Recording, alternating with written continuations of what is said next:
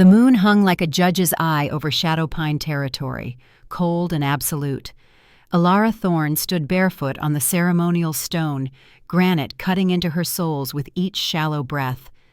Around her, the pack formed a circle of fur and judgment, their combined scent thick with pine resin and the metallic tang of old resentment.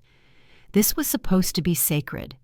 The night when the moon goddess herself chose your mate, bound your soul to another, sealed your fate with silver light and ancient magic. For Alara, it was a sentencing. The wind carried whispers through the ancient oaks, not blessings, accusations. She was an Omega, the lowest rank, daughter of a scout who had died with an arrow through his throat in the final battle of the Unification War. 2 years dead, and still the pack remembered him as the man who had led their warriors straight into King Kaelin Ashford's ambush at Black Ridge Pass. They did not remember that her father had been following orders. They did not remember that Alpha Rowan Thorne himself had chosen that route.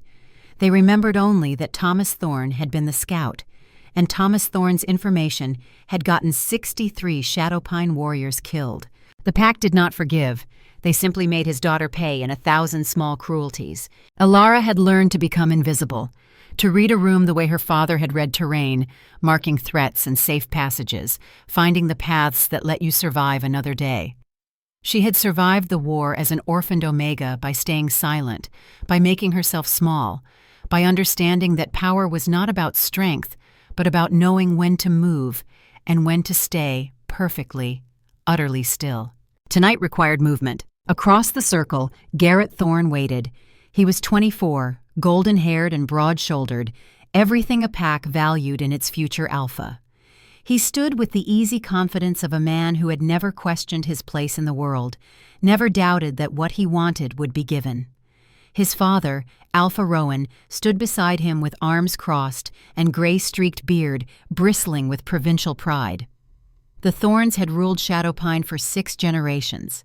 They had fought against unification, lost their autonomy, and nursed their resentment like a wound that would not heal. The Moon Bond was supposed to restore some measure of their honor, an Alpha's son, properly mated, securing the bloodline.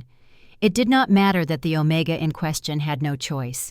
It did not matter that Garrett looked at Alara the way a man looked at a tool he did not particularly want, but would use because duty demanded it. He had made that clear in the 3 weeks since the moon had supposedly chosen them. The first time, he had cornered her outside the grain stores, his hand heavy on her shoulder. "You understand what this means," he had said, voice flat with dismissive efficiency. "You produce heirs, strong ones, alpha sons to rebuild what your father's failure cost us. That is your function. Do not expect more." The second time, she had overheard him with his inner circle, laughing over fermented honey wine in the pack hall. "The moon has a cruel sense of humor, giving me the scout's daughter. But an Omega is an Omega. They exist to submit. At least she already knows her place." The third time had been yesterday. He had gripped her wrist hard enough to leave marks and leaned in close enough that she smelled the leather and sweat on him. "Tomorrow you will say the vows. You will accept this bond, and then you will learn what it means to serve the pack properly. Your father's disgrace ends when you give me sons. Understand?" She had understood. Understood that this was not about love or even compatibility. This was about power, about Shadowpine trying to claw back some measure of control in a world where King Kaelin Ashford had stripped them of sovereignty and left them as vassals in their own territory. Garrett did not want her.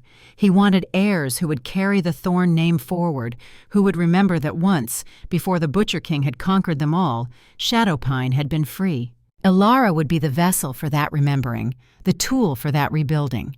And if she was broken in the process, well, Omegas were expendable. Elder Maeve stepped forward, ancient and dried as autumn leaves, her face a geography of disapproval.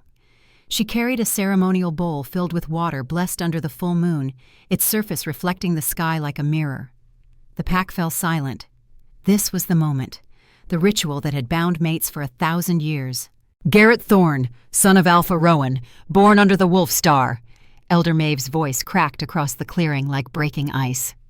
"Do you accept this bond, forged by the will of the moon goddess, and swear to protect and command your mate for all your days?" Garrett's response was immediate, confident, possessive. "I accept." He did not look at Alara. He looked past her, at his father, at the pack elders, at the future he saw stretching before him. A future where he would be alpha, where Shadowpine would rise again, where the shame of conquest would be washed away in the blood of strong sons. She was not a person to him. She was a means to an end. Elder Maeve turned. Her dark eyes held no warmth, only the weight of tradition and the cold calculation of pack survival. "Alara Thorne, daughter of Thomas Omega of Shadowpine, do you accept this bond and swear to honor and obey your mate for all your days?" The words stuck in her throat like fish bones. Honor, obey, all your days. She had spent 2 years learning to read situations, to calculate odds, to find the narrow paths that led to survival, and every calculation she had made in the past 3 weeks led to the same conclusion. If she accepted this bond, she would spend the rest of her life being reminded that she was payment for her father's failure. She would bear children who would be raised to see her as the Omega who had trapped their father in an unwanted bond. She would grow old watching Garrett take mistresses, watching him find warmth and companionship elsewhere while she remained the broodmare, the necessary disgrace. Or she could refuse. Refusing a moon bond was sacrilege. It was rejecting the goddess herself. The pack would be within their rights to cast her out, to hunt her as a rogue, to make an example that would be whispered about in territories for generations. But Alara had learned something in 2 years of invisibility and survival. She had learned that the pack punished visibility, but they often forgot about those who successfully disappeared. And she had been planning to disappear for 3 weeks. "Say it!" Garrett hissed, his patient mask cracking. The pack murmured, sensing weakness, sensing the possibility of scandal. Alara met his eyes. Let him see for the first time that she was not afraid. She was calculating, and her calculation had just come due. She took a single step backward, off the ceremonial stone, into empty air and broken tradition. The gasp that swept through the pack was a physical thing, a wave of shock that rippled outward. Refusing the bond was not done with words, it was done with movement, with the single deliberate act of stepping away from the sacred space. "What are you doing?" Garrett's voice was dangerous, low, the growl of a man whose authority had just been challenged in front of everyone who mattered. Alara took another step. The earth beneath her feet felt like freedom, cold, terrifying freedom. "She rejects the bond!" someone shouted from the circle. Chaos erupted. The silent judgment transformed into roaring outrage. Elder Maeve's face went white with shock, then purple with rage. Alpha Rowan surged forward, his wolf bleeding into his eyes, turning them gold and feral. But Garrett was faster. His wolf rose to the surface in a wave of fury, bones shifting, muscles bunching. He lunged. Alara was already moving. She had spent 3 weeks memorizing every game trail, every hidden path, every escape route in Shadowpine territory. While Garrett had been planning their mating, she had been planning her survival. While he had been selecting which of the pack houses they would live in, she had been caching supplies along the old smugglers' routes her father had shown her when she was 6 years old. She spun and ran. Not blindly. Never blindly.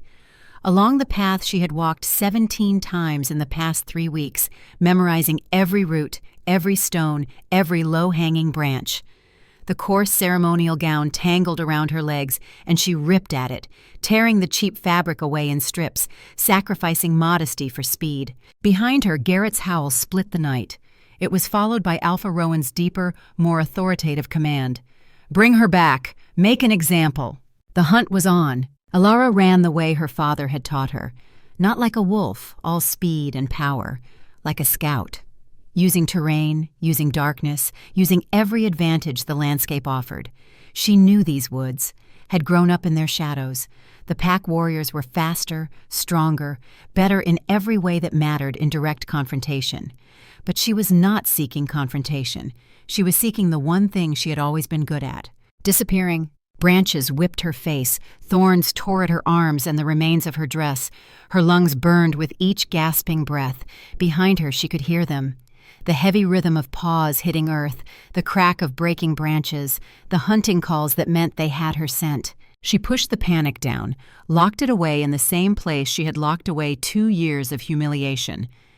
Panic made you stupid. Fear made you visible. She needed to be invisible now more than she had ever needed anything in her life. The old game trail twisted like a serpent through the densest part of the forest. Most wolves avoided it. Too narrow, too tangled, better to go around. But Alara was not most wolves. She was barely a wolf at all. Her first shift had been late, hesitant, a timid thing that had never fully formed. They called her wolfless, broken, cursed. She had learned to see it differently. She was not cursed. She was human-shaped in a world that valued the beast, and that meant she could go places the beast could not follow. The trail narrowed. She heard frustrated snarls behind her as the larger warriors struggled to navigate the tight passage. She pressed her advantage, ignoring the pain as thorns raked her shoulders, as roots tried to trip her feet. Then her ankle caught, a hidden stone, slick with moss. She went down hard, her cry of pain escaping before she could bite it back. The hunting calls intensified. They had heard. They were closing in.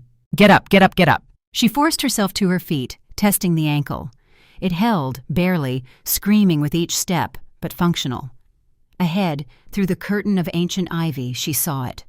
The dark mouth of the cave, hidden in the side of a rocky outcrop. Forbidden territory. The old smuggler's den, rumored to be haunted by the ghosts of rogues who had died during the pack wars 30 years ago. It was her only chance. She dove through the ivy curtain, her body scraping against stone, and collapsed onto the damp cave floor. She held her breath, listening. The hunting party passed, heavy paws pounding the earth not 20 feet away, growls and snarls fading as they continued deeper into the woods. The dampness of the cave and the thick ivy had masked her scent trail just enough. For now. Alara lay on the cold stone, her whole body shaking, her heart trying to break through her ribs. She could not stay. They would double back, search more thoroughly. She had minutes at most. She pushed herself deeper into the darkness, hands outstretched, feeling her way along the slick wall. The air grew colder, heavier with the smell of wet stone, and something older, something that made her human-shaped instincts scream that this was a place of death and old magic. At the very back of the cavern, a flicker of light appeared from behind a jutting rock. "You are late," a gravelly voice said. Silas stepped out from the shadows, holding a small oil lamp. He was old, his face a road map of scars and poor choices, his eyes holding the weary cynicism of a man who had survived 30 years of pack wars by having no loyalty except to coin. He was a fringe dweller, a trader of secrets and forbidden goods, a man who sold information to the highest bidder and asked no questions about what it would be used for. 3 weeks ago, Alara had found him through whispered rumors in the market. She had offered him the only thing she had, the small stash of silver coins her father had left hidden beneath the floorboards of their cottage. Blood money, perhaps, payment for scouting that had led men to their deaths. But silver spent the same regardless of how it was earned. "They were close," Alara whispered, her voice raw from running. Silas grunted, unimpressed.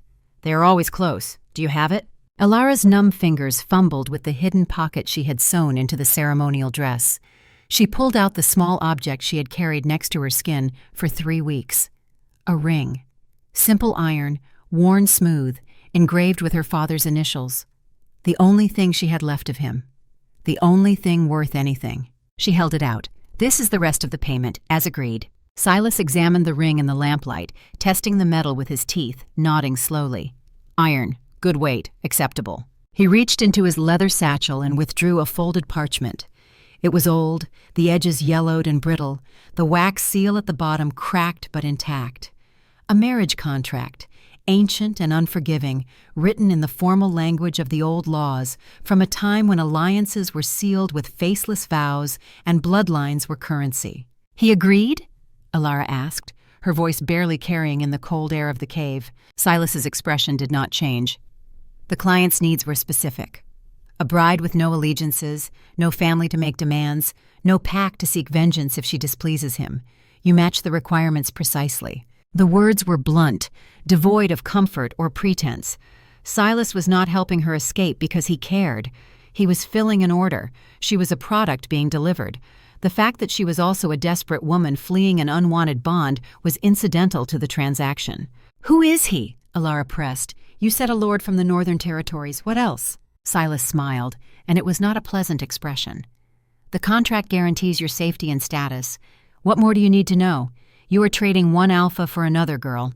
At least this one had the courtesy to pay for you instead of claiming you by moonlight. He unrolled the parchment, revealing the cramped handwriting, the legal phrases that bound two strangers together through ancient law. At the bottom, a signature. The handwriting was bold, decisive, the letters formed with the confidence of someone who had signed 1,000 orders and expected them to be obeyed without question. The name was partially obscured by the wax seal, but Alara could make out enough. Ashford. The name meant nothing to her. There were a dozen minor Ashford lines scattered across the Northern Territories. Lesser nobility, perhaps. A widower looking for a young wife. An older lord seeking a broodmare. It did not matter. Stranger was better than Garrett. Unknown was better than certain cruelty. All it needs is your signature, Silas said, producing a small, silver-bladed knife from his belt. Your vow, in blood, as is custom. Alara stared at the blade. This was the moment, the final choice. To sign this contract was to sever everything she had ever known, to renounce her pack, her name, her past, to become the property of a stranger whose face she had never seen, whose temperament she could not guess, whose intentions toward her were a mystery sealed with wax and old magic. But it was a choice, her choice. Garrett would have given her no choice at all. Do it, she said, holding out her hand. Silas took her thumb in his calloused grip and made a small, sharp cut. Blood welled, dark in the flickering lamplight. He pressed her thumb to the parchment, just below the bold signature of the unknown Ashford lord. The blood smeared onto the dry, ancient paper, a crimson seal of her fate. The moment her blood touched the contract, warmth pulsed through it, a flicker of old magic, acknowledging the vow. The air in the cave seemed to shift, to settle, as though some great mechanism had clicked into place. "It is done," Silas said, rolling up the scroll and tucking it into his satchel. "You are no longer Alara of Shadowpine. You belong to him now." He gestured toward a dark fissure at the back of the cave. "This tunnel leads to the old road on the other side of the ridge. There is a carriage waiting. It will take you to your new home. Do not speak to the driver. Do not look back. And may the moon have mercy on you, girl, because your new husband may not." The tunnel was narrow and suffocating. Alara crawled through oppressive darkness, Silas's words echoing in her mind like a curse. When she finally emerged into the night air, gasping and shaking, she saw it. A black carriage, lightless and silent, drawn by two massive horses that stood as still as statues. The driver was a silhouette, a cloaked figure who did not turn as she approached. The carriage door swung open on its own, revealing an interior lined with dark velvet. Alara climbed inside. The door closed, sealing her in absolute darkness and silence. A moment later, the carriage began to move. There was no sound of hooves, no creak of wheels, just a smooth, unnerving glide through the night. She had escaped one prison. She prayed she had not just purchased a ticket to another. Sleep took her somewhere between terror and exhaustion. When her eyes finally opened, it was not to the rocking darkness of the carriage, but to soft gray light filtering through heavy silk curtains. She was lying in a bed, a vast, impossibly soft bed, piled high with down pillows and thick furs. The sheets against her skin were silk, cool and smooth, finer than anything she had ever touched in her life. Confusion warred with primal alarm. Where was she? She sat up slowly, the silk sheet pooling around her waist. She was wearing a simple linen nightgown, clean and soft. Someone had changed her. The thought sent ice through her veins. Someone had undressed her, bathed her, put her in this bed while she slept. The room was enormous. Stone walls hung with tapestries depicting hunting scenes and battle victories. A fire crackled in a massive fireplace, sending dancing shadows across the ceiling. This was not the home of a minor lord. This was a place of immense wealth and power. Then she felt it. A warmth on her shoulder, subtle and strange. She pushed the strap of the nightgown aside and looked down. There, just above her collarbone, was a mark. Faint silver lines traced in a pattern she did not recognize, delicate as spider silk, shimmering slightly in the low light. It had not been there in the cave. Her breath caught. This was not a marriage mark. Those were crude, possessive brands that alphas placed on their mates during bonding. This was something older, more elegant, and infinitely more powerful. She was not alone in the bed. The realization came slowly, horror creeping up her spine like cold water. She could feel the heat of another body, close enough to touch. could smell cedar and smoke and something wilder, something that made every survival instinct she possessed scream warnings. Slowly, moving against every screaming impulse to flee, she turned her head. A man lay sleeping beside her. He was immense, easily 6.5 feet, his frame filling the space like a mountain occupies the horizon. His back was to her, broad and scarred, a brutal landscape of old violence. She could see the white puckered lines of claw marks, the faint silver sheen of blade cuts, one dark, angry burn that spread across his ribs like a stain. These were not the scars of training accidents. These were the scars of war. His dark hair was tousled against the pillow. One powerful arm, corded with muscle and etched with more scars, was thrown across the sheets. His hand rested inches from her hip, close enough that she could see the calluses on his palm, the way his fingers curled slightly even in sleep, the hand of a man who had held a sword so often it had become part of him. This was not a minor lord. This was a warrior. As she watched, frozen between terror and fascination, he shifted in his sleep, rolled slightly onto his back. The dawn light fell across his face. It was a harsh face, all sharp angles and uncompromising lines. A jagged scar cut down from his left temple, narrowly missing his eye, disappearing into his hairline. His jaw was strong, shadowed with dark stubble. Even in sleep, there was no softness to him. He looked like a man who had been forged in fire and tempered in blood. The sheet slipped lower as he moved, revealing his chest. More scars, more evidence of a life lived in violence, and there, directly over his heart, a symbol, not a scar, a tattoo, the same delicate silver tracery that marked her shoulder, rendered in black ink on his skin. Alara's mind raced, trying to piece together the impossible. The opulent room, the overwhelming sense of ancient power, the matching marks, the name on the contract. Ashford. Not a minor lord's name, not a forgotten family line. The royal name. Her gaze moved to the tapestries on the walls. Now that she looked closer, she could see the sigil woven into every scene. A wolf, snarling and crowned, the mark of the ruling house. House Ashford. Her blood turned to ice in her veins. This was not some widowed lord from a northern backwater. This was not a minor noble seeking a convenient bride. The man sleeping beside her, the man whose mark glowed on her shoulder, the man she had bound herself to in blood and old magic, was King Caelan Ashford. The Alpha King, the Butcher of Ironwood, the man who had united the territories through a decade of brutal warfare. The conqueror who had burned Shadowpine's autonomy to ash, the monster whose name was whispered to frighten children into obedience, and his mark was burning on her skin. She could not breathe, could not move. Every instinct screamed at her to run, but her limbs were frozen, locked in place by a terror so absolute it felt like drowning in ice. She had escaped one alpha's cruelty only to bind herself to the most dangerous alpha in existence. The man beside her stirred. A low sound, half groan, half growl, escaped his throat. His eyes opened.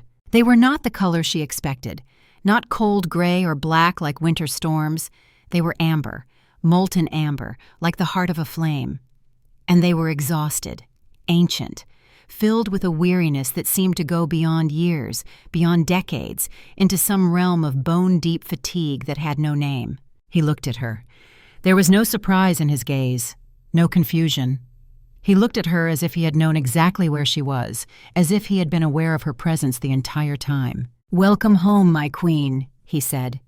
His voice was deeper than she could have imagined, a low, gravelly rumble that seemed to vibrate in the air itself. Then he closed his eyes again, as though the effort of those 4 words had exhausted him completely. Alara sat perfectly still, her heart hammering, her mind blank with shock. This could not be real. This could not be happening. But the mark on her shoulder burned with a gentle, persistent heat. The contract was sealed. The vow was made. She was the wife of the Butcher King, and she had absolutely no idea if she had just escaped one nightmare or walked willingly into something infinitely worse. The door to the chamber opened without ceremony. A woman entered, her back ramrod straight, her face set in lines of grim disapproval. She was older, perhaps 55, dressed in severe gray wool, her hair pulled back in a tight, unforgiving bun. Her eyes were sharp, missing nothing, the eyes of someone who had seen kingdoms rise and fall and trusted none of it. She saw Alara sitting frozen in the king's bed, still wearing the simple nightgown, and her expression hardened into something that looked like disappointed resignation. "Out of the bed, girl," the woman said, her voice clipped and cold. "You defile it with your presence." The words struck like a physical blow. Alara scrambled from the bed, her bare feet hitting the cold stone floor. The king did not stir. He lay perfectly still, his breathing deep and even, as though the entire exchange were happening in another world. The woman's eyes raked over Alara with clinical precision, cataloging every flaw, every inadequacy. "My name is Margaret. I am head of the royal household. I served the previous queen, and I will serve you because duty demands it. Do not mistake duty for loyalty." She gestured toward an adjoining chamber. "The king has business with his war council. You will be made presentable. Come." Alara followed, numb with shock and confusion. The bathing chamber was larger than the entire cottage she had grown up in. A massive copper tub steamed in the center, filled with water that smelled of lavender and something sharper, something medicinal. Margaret's hands were efficient and cold as she helped Alara out of the nightgown. Alara stood naked and shivering, feeling more exposed than she had felt running through the forest in torn ceremonial rags. The older woman's eyes caught on the faded bruises on Alara's arms, finger-shaped marks from Garrett's grip, scratches from the thorns, the twisted ankle now swollen and purple. Something flickered in Margaret's expression. Not sympathy exactly, recognition perhaps. "You ran from something," Margaret said. It was not a question. "Yes," Alara whispered. "And you ran toward this, blind, desperate, foolish." "Yes." Margaret's lips pressed into a thin line. She reached into a pocket and withdrew a small leather bundle. Unfolding it revealed a slim knife, the blade no longer than Alara's palm, the edge honed to razor sharpness. "This chamber has hidden pockets sewn into every dress I lay out for you," Margaret said, her voice low. "The knife goes in the pocket, always. The cord is more dangerous than any forest you ran through. Do you understand?" Alara stared at the knife, then at Margaret's face. "Why are you helping me?" "I am not helping you. I am doing my duty." But her eyes were softer than her words. "I served the previous queen. I watched her navigate a court of vipers. I watched her bear the weight of this crown, and I watched her die because she was not prepared for what it cost." She pressed the knife into Alara's hand. "You are not her replacement. You are something new. Whether that is better or worse remains to be seen. But you will not die from ignorance if I can prevent it." The bath was quick and thorough. Margaret's hands were rough but not cruel, scrubbing away the dirt of the road, the blood from the scratches, the fear sweat that had soaked into Alara's skin.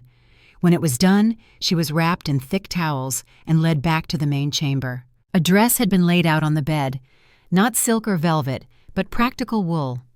Deep blue, the color of storm-dark seas, embroidered at the high collar with silver thread in the pattern of a snarling wolf, the Ashford sigil. "The king has requested your presence in the war council room," Margaret said, as she helped Alara into the dress. "Not as decoration, as participant. I suggest you pay attention. What you learn there may be the only thing that keeps you alive." The walk through the castle corridors was a blur of stone and shadow. Guards in black armor stood at intervals, their faces hidden behind visored helms. They did not react as Alara passed, but she felt their attention like a weight. Margaret led her to a heavy oak door bound with iron. She knocked once, sharp and precise. "Enter," came the king's voice from within. Margaret opened the door and stepped aside, allowing Alara to pass. Then she closed the door behind her, leaving Alara alone with the man she had married without ever seeing his face. The room was not a throne room or a receiving hall. It was a war council chamber. A massive table dominated the space, its surface covered with maps, troop reports, supply manifests. The walls were hung with tactical charts showing territory boundaries, fortress positions, supply lines. This was a working room, a room where decisions were made that affected thousands of lives. King Caelan Ashford stood at the head of the table, still dressed in simple black trousers and a dark tunic. No crown, no ceremonial armor, just a man studying a map with the focused intensity of someone solving a problem that had no good answer. He looked up as she entered. In the light of day, he was somehow more imposing than he had been in the dimness of the bedchamber. The scars on his face stood out starkly. The amber of his eyes seemed to glow with their own internal fire. He studied her for a long moment, not the way Garrett had looked at her, assessing her value as a broodmare, not the way the Shadowpine pack had looked at her, cataloging her failures. He looked at her the way a general looked at a new piece of intelligence, trying to determine if it was useful or dangerous or both. "You are wondering why," he said finally. "Why a king would purchase a runaway Omega through back-channel contracts and illegal traders." "Yes," Alara managed. Her voice was steadier than she expected. He turned back to the map. "Come here, look." She crossed the room on shaking legs and stood beside him at the table. The map showed the entire kingdom, the territories that had once been independent pacts, now unified under the crown. Shadowpine was a small region in the southwest, barely noticeable among the sprawl of conquered lands. 10 years, Kalen said, his finger tracing the borders. 10 years of war to unite these territories. 60,000 dead, cities burned, bloodlines ended. And for what? He looked at her, and his eyes were bleak. For this. A kingdom held together by fear and recent memory. A peace that exists only because the alternative is worse. He pointed to several marked locations on the map. Lady Vivian Blackwell, widow of my former mentor, General Marcus Blackwell, leads the opposition faction in court. She believes I murdered her husband and stole his lands unjustly. His finger moved. Lord Valen, opportunist, sells information to the highest bidder, loyal to coin, not crown. Another movement. Alpha Rowan Thorne of Shadowpine, old guard, nursing resentment for lost autonomy, looking for any weakness to exploit. He looked at her directly. I need a queen the court cannot manipulate. Every eligible noblewoman comes with family alliances, political debts, factional loyalties. They would all be attempting to use their position to leverage power for their houses. But I have no house, Alara said quietly, understanding beginning to dawn. Exactly.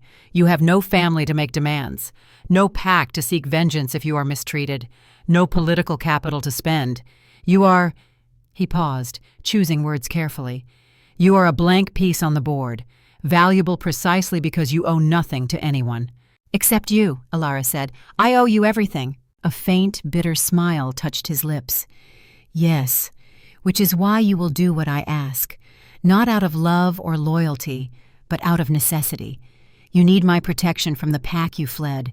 I need your complete, undivided focus on keeping this court from tearing itself apart.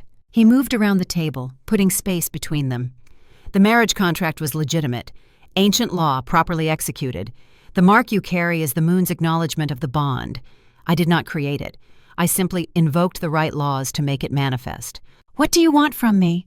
Alara asked, her tactical mind finally catching up to the situation. This was not a love match. This was a strategic alliance. She needed to understand the terms.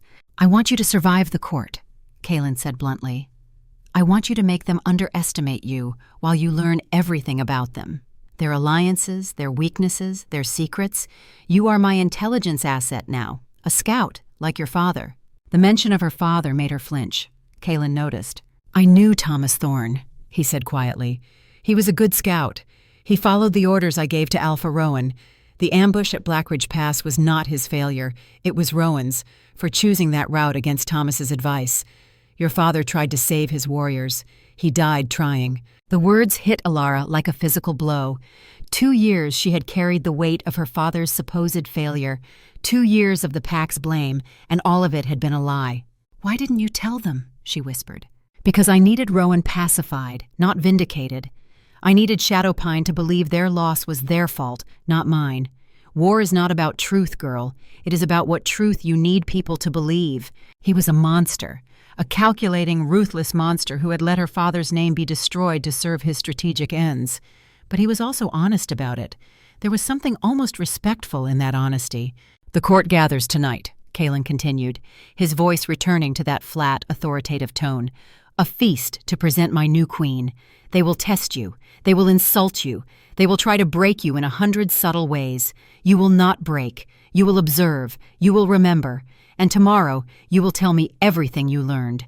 And if I fail? Alara asked. His amber eyes met hers, and for the first time, she saw something that might have been respect. Then we both pay the price. Me with a weakened position, you with your life. The court does not tolerate weakness. They exploit it until there is nothing left. He walked to the door, paused with his hand on the latch. Margaret will prepare you. Trust her. Trust no one else. And Alara? He looked back at her. I know what it is to run from something you cannot defeat through strength alone. I know what it is to survive through strategy and silence. You are not as powerless as you think. Use that." Then he was gone, leaving her alone in the war room with maps of a kingdom she now, impossibly, helped to rule. Alara stood among these tactical charts and troop reports, her mind racing. She had thought she was escaping. She had thought she was trading one alpha for another, hoping for a kinder master. But this was not escape. This was recruitment. The Butcher King had just made her a spy in his court, and for the first time since stepping off that ceremonial stone, Alara felt something other than fear. She felt the cold, calculating clarity she had learned in 2 years of survival. She could do this. She had been doing it her entire life, reading people, finding weaknesses, surviving in hostile territory. This was just a larger pack with deadlier stakes, but the principles were the same. She would learn their patterns, map their alliances, find the paths that led to survival, and she would do it the way her father had taught her, quietly, carefully, one step at a time. The moon had not chosen her mate. Politics and desperation had, but perhaps that was better. Destiny offered no choices. Strategy did, and Alara Thorne had always been very, very good at making the choices that kept her alive. The hours before the feast blurred together in a haze of preparation that felt more like armor assembly than beautification. Margaret returned with 2 younger maids in tow, both silent and efficient, their eyes downcast. They carried a gown that seemed woven from midnight itself, deep velvet so dark it drank the light from the room. The process of dressing was mechanical. The gown laced up the back with brutal efficiency, the boning tight enough to force perfect posture, restrictive enough to make running impossible. This was not clothing. This was a cage of fabric and propriety. Then came the jewels. Margaret opened a heavy iron-bound box to reveal a fortune in sapphires and diamonds. The centerpiece was a necklace, its main stone the size of a robin's egg, dark blue and fathomless. It was beautiful in the way a weapon is beautiful, functional, dangerous, a statement of power. "The Ashford sapphires," Margaret said, her voice carrying the weight of history, "worn by queens for 500 years. The metal was shockingly cold against Alara's throat. It felt less like adornment and more like a collar. Heavy bracelets followed, ornate and substantial, clicking into place on her wrists like manacles. The maids worked on her hair, pulling it back so tightly her scalp ached, arranging it in an elaborate style that felt too severe, too regal for the girl from Shadowpine. With every addition, Alara felt herself disappearing, being erased, replaced by this silent, decorated figure that bore her face but none of her history. "Remember," Margaret said quietly as she made final adjustments, "you are a reflection of him now. Whatever they do to you, they are testing him. Do not give them the satisfaction of seeing you break." When the doors to this great hall opened, the sound was like thunder, bronze against stone, announcing her arrival to a room full of predators. The hall was enormous, vaulted ceilings disappearing into shadow, walls hung with battle banners and hunting trophies. Hundreds of candles in massive chandeliers cast everything in flickering gold light, and packed into every available space were the nobles of the realm. Alphas and betas in silks and velvets, their combined scent a overwhelming mixture of expensive perfumes and barely restrained ambition. The moment she appeared, conversation stopped. Every head turned, every pair of eyes locked onto her with an intensity that felt like physical pressure. The whispers started immediately, a rustling wave of sound that spread through the crowd like infection. "That is her? The Omega? From Shadowpine? She is so plain. What was he thinking?" Alara stood in the doorway, frozen by the weight of their collective judgment. She could smell their contempt, their curiosity, their hunger for her to fail. At the far end of the hall, on a raised dais, King Kalen sat in a massive chair carved from dark wood.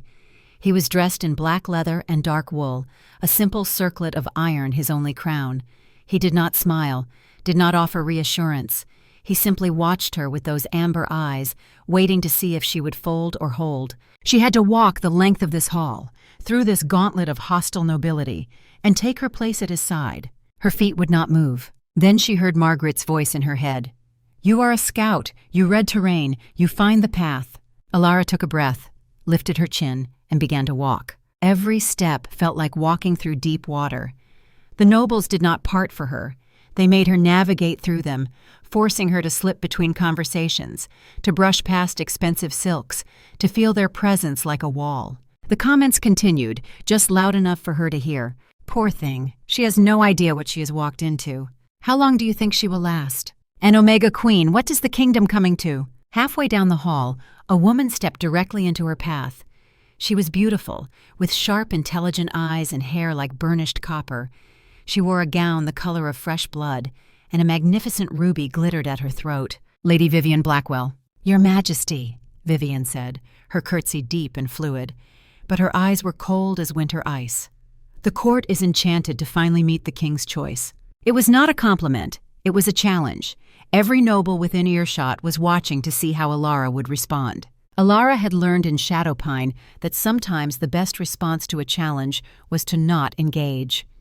She inclined her head slightly, acknowledging Vivian's presence without giving her the confrontation she wanted, and stepped around her. She heard Vivian's sharp intake of breath, the calculated insult of being ignored. But Alara kept walking.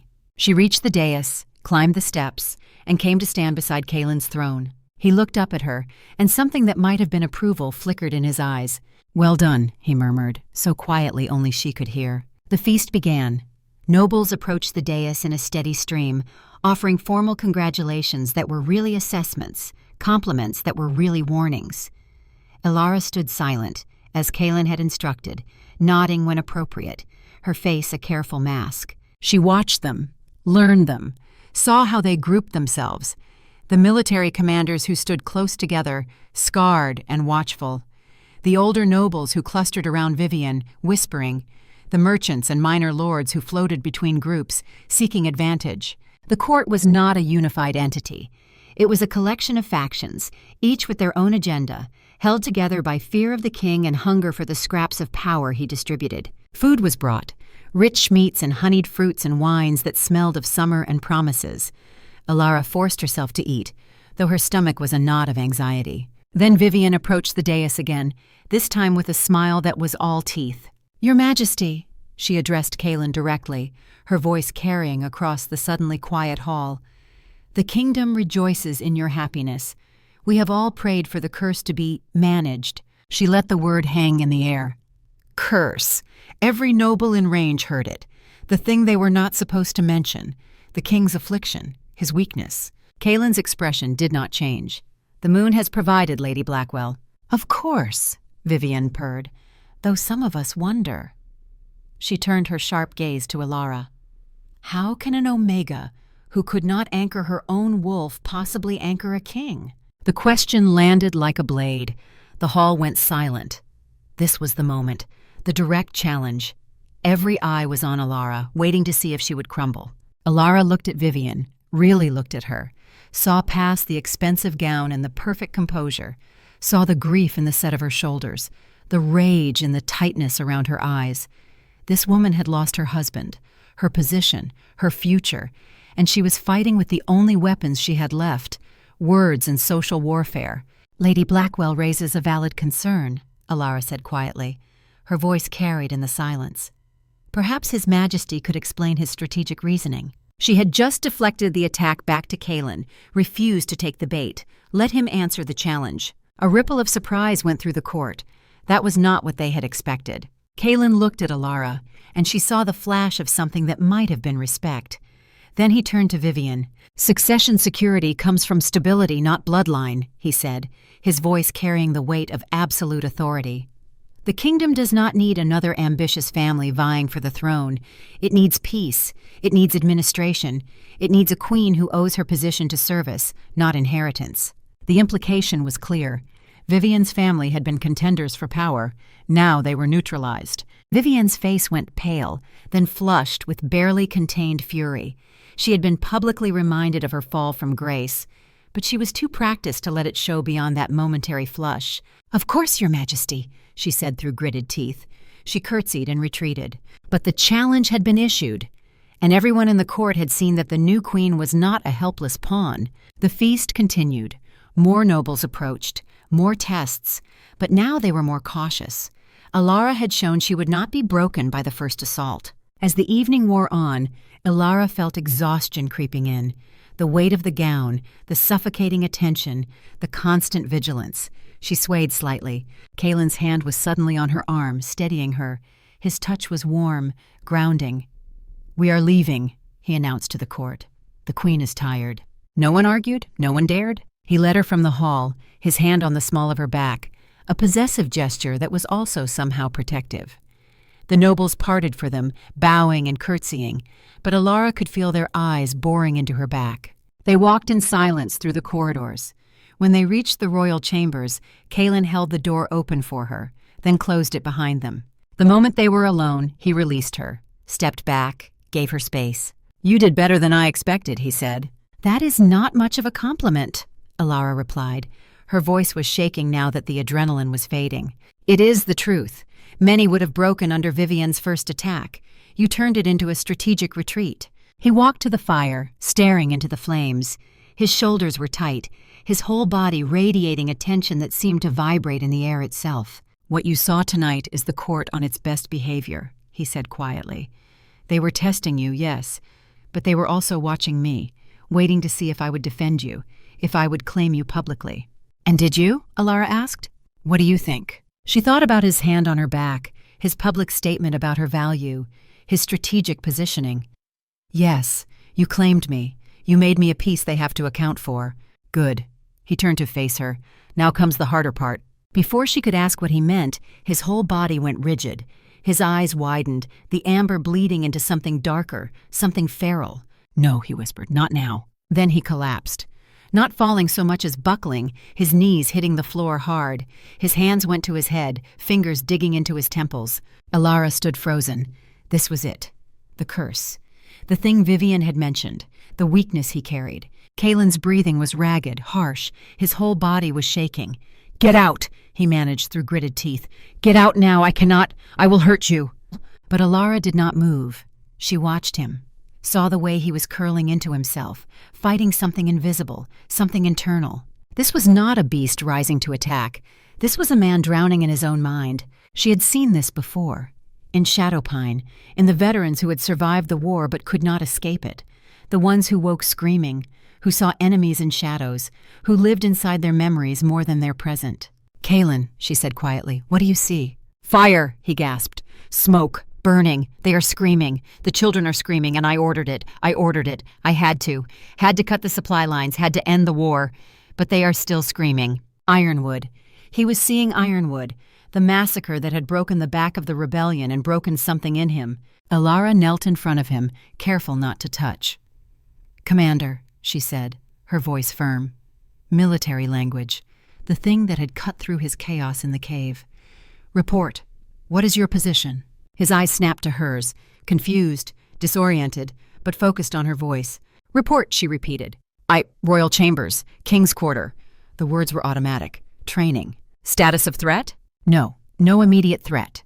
His breathing was slowing, the wild look in his eyes receding. "Mission parameters?" "Protect the kingdom. Protect..." His gaze focused on her. "Protect you." "Then complete your mission, Commander. Stay present. Stay here." They stayed like that, kneeling face to face on the cold stone floor, while Kaelin fought his way back from whatever hell his mind had dragged him to. Minutes passed, maybe hours. Time lost meaning. Finally, his breathing evened. His body stopped shaking. The inhuman quality left his eyes, replaced by exhaustion so profound it looked like death warmed over. "How did you know?" he asked, his voice rough. "My father had the same nightmares after battles. He taught me how to bring him back." Kaelin looked at her for a long moment. "Margaret was right about you."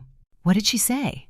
"That you might be the first person in 10 years who is not afraid of me for the right reasons." Alara smiled faintly. "Oh, I am afraid of you. Just not because you are a monster. I am afraid because I think you are a man who had to become a monster, and that is much more dangerous." Something shifted in his expression. The wall he kept between himself and everyone else developed a crack. "I will not hurt you," he said quietly. "The curse, the flashbacks, the rage. I will lock myself away before I risk harming you." "Or," Alara said carefully, "you could let me help ground you, the way I just did." "That is not your responsibility." "No, but it might be my survival. If you lose control and the court sees weakness, we both pay the price. You said so yourself." He studied her, then slowly, painfully, he nodded. They sat together on the floor of the royal chambers, two people bound by contracts and necessity and the first fragile threads of understanding. Outside, the moon continued its arc across the sky. The kingdom slept, unaware that their king and his Omega Queen were building something far more dangerous than a political alliance. They were building trust. 3 weeks passed in a rhythm of calculated survival. Alara learned to navigate the court the way her father had taught her to navigate hostile terrain. Watch, listen, map the dangers, find the paths that led through rather than into confrontation. The mornings began in the War Council room. It became her education in how kingdoms were actually governed, not through grand pronouncements or ceremonial displays, but through endless tactical discussions about grain shipments and border patrols and the grinding logistics that kept 300,000 people fed and secure. Kalen ran his kingdom the way he had run his war, with brutal efficiency and an eye for detail that missed nothing. He could recite troop strengths from memory, knew which lords could be trusted with which responsibilities, understood the delicate balance between fear and loyalty that kept the peace. Alara watched and learned. She sat silent in the corner during those first weeks, listening to generals argue about supply lines and administrators debate tax collection. No one paid her much attention. The Omega Queen, decorative and powerless, barely worth acknowledging, which was exactly what she wanted. While they ignored her, she was learning their patterns. Which general always advocated for overwhelming force? Which administrator looked for ways to avoid hard decisions? Which lords were competent and which were merely well-connected? She was mapping the court, building a tactical understanding of who held real power and who simply held titles. The nights were different, private. After the court had dispersed and the castle fell into uneasy silence, Kalen would return to their chambers. Sometimes he was steady, controlled, the king in full command. Other times he was fighting demons only he could see, and Alara would talk him back to ground using the techniques her father had taught her. They had not touched beyond those anchoring moments, slept in the same bed but maintained a careful distance, as though both were aware that crossing certain lines would change things in ways neither was prepared for. This was a strategic partnership. Adding intimacy would complicate the equation. But trust was growing, the kind of trust that came from watching someone fight their worst battles and not flinch away. On the morning of the 21st day, everything changed. The War Council convened earlier than usual. Alara took her customary place in the corner, expecting the usual discussions of trade disputes and minor territorial squabbles. Instead, she found the room filled with tension thick enough to choke on. A dozen men stood around the tactical table, generals in worn leather armor, their faces carved with scars and hard decisions. Kalen stood at the head, his jaw tight, eyes fixed on a map that showed the eastern border territories. "Reports confirm it," said General Theron, a grizzled veteran with a voice like grinding stone. "Coordinated raids across 17 villages in the past 2 weeks. They are not random. They are testing our response time." Another general, younger but no less hardened, pointed to marked locations. "Iron mines here and here, grain stores, lumber camps. They are hitting infrastructure, not population centers." "Commander Aldrich survived the war," Kalen said quietly. The name carried weight. "He knows our tactics, knows our supply chains." "He is baiting us," Dorian said. Alara had learned his name in the past weeks. Captain Dorian Vale, commander of the King's Personal Guard. The man who had saved her from Lord Emmerich's advances on the first night. He had a sharp tactical mind and eyes that missed nothing. "Baiting us how?" Theron demanded. Dorian traced a finger across the map. "He wants us to send overwhelming force, commit troops to the Eastern Front, leave the capital exposed or spread thin. Then his real attack comes from a different vector. Or," another voice interjected, "he is simply rebuilding, testing whether we have the will to respond." The debate continued. Voices rising, strategies proposed and discarded. Alara watched the map, studied the pattern of raids. Something about it nagged at her tactical sense. She had spent 3 weeks studying supply reports, learning which resources went where, which regions produced what. It had been boring work, reading through manifests and logistics documents while the court gossiped and maneuvered for position. But now, looking at those raid locations, the pattern snapped into sudden, terrible clarity. "They are not testing response time," Alara said. The room went silent. Every head turned to stare at her. She had not spoken in council before. The Omega Queen, finally finding her voice. Kaelin's expression was unreadable. "Explain." Alara rose from her corner and approached the table. The generals did not make room for her. She had to push between them, feeling their resentment at her presumption. She pointed to the marked villages. These villages produce specific resources: iron for weapons, grain for winter stores, lumber for fortifications. If you were planning a siege, these are exactly what you would need to stockpile. Theron frowned. "We know that. We said they are hitting infrastructure." "No." Alara's finger moved across the map, connecting the dots. "They are not destroying the resources. The reports say minimal damage to actual stores. They raid, they take a portion, they leave. That is not destruction. That is procurement." The room was utterly still. "They are not preparing to fight us in spring," Alara continued. "They are preparing to starve us out this winter. Cut our supply lines while they have full stores. Force a siege where they have the advantage." Dorian stared at the map, his expression shifting from skepticism to grim recognition. "Winter campaigns? Aldrich always preferred them. Enemy is cold, hungry, desperate, makes mistakes." Kaelin looked at Alara, really looked at her, not as the political necessity he had purchased, as someone who had just shifted the entire strategic calculation. "If she is right," General Theron said slowly, "then overwhelming force is exactly the wrong response. We would be chasing ghosts while they prepare the actual assault." "We need to cut their supply procurement," another general said. "Force them to fight now, before they are ready." "Which means someone has to lead a fast strike campaign," Dorian said. "Hit their staging areas, destroy what they have gathered before they can use it." Everyone looked at Kaelin. The king studied the map with the focused intensity of a man calculating odds he did not like. 8 weeks minimum. Guerrilla warfare in hostile territory. Light forces, high mobility, no margin for error. "You cannot leave the capital for 8 weeks, Theron protested.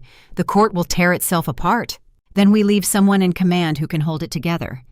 Kaelin's gaze moved to Alara. The implications crashed over her like cold water. He wanted her to rule in his absence. The Omega Queen who had been here 3 weeks, who had no experience, no authority beyond what he granted her. "Your Majesty," she started, but he cut her off. "You saw what trained generals missed. You have been studying logistics and supply chains for weeks while they were studying you. You understand how this kingdom operates better than half the men in this room." "I am not qualified to hold court," Alara said. "Neither were half the nobles currently sitting in judgment," Kaelin replied. "But you are smart enough to learn. More importantly, you are not tied to any faction. You can make decisions based on what is right for the kingdom, not what benefits your house." He turned to the council. "I leave in 3 days. Captain Vale will command my personal guard in my absence. The Queen will hold court and manage domestic administration. General Theron will handle military coordination from the capital. Any questions?" No one dared question him. But Alara saw the glances exchanged. The doubt. The calculation. They were already wondering how to exploit this opportunity. The council dispersed. Kaelin remained, studying the map with distant eyes. Alara stood beside him, waiting. "You are afraid," he said without looking at her. "Yes." "Good. Fear keeps you cautious. It is overconfidence that gets you killed." He finally turned to face her. "I would not do this if I did not believe you could handle it. You survived Shadowpine through tactical thinking. This is the same skill, larger scale. And if I fail? Then we both pay the price. But I do not think you will fail. You have been preparing for this your entire life. You just did not know it." Over the next 2 days, Alara received an education in governance that made her head spin. Margaret proved invaluable, walking her through court protocols, legal precedents, the subtle hierarchies that governed who could petition when and how disputes were properly adjudicated. Dorian found her in the War Council room on the 2nd day, studying supply manifests by candlelight. He did not knock, simply entered and closed the door behind him. "You should rest," he said. "Reading numbers until your eyes cross will not help." "Neither will going into this unprepared." Dorian pulled out a chair and sat across from her. "The king trusts you. That is enough to keep most of the court in line, but there will be those who test you. Lady Vivian most of all. She hates me. She hates what you represent. The final proof that her husband is dead and not coming back, that her family's power is broken." Dorian's voice was careful, controlled. "I knew General Marcus Blackwell, served under him before his execution." Alara looked up, sensing something important in his tone. He was brilliant, a tactical genius, also brutal when he thought it necessary. He gave orders during the siege of Rosewood that I refused to follow, ordered the execution of prisoners who had already surrendered. Dorian's hands were very still on the table.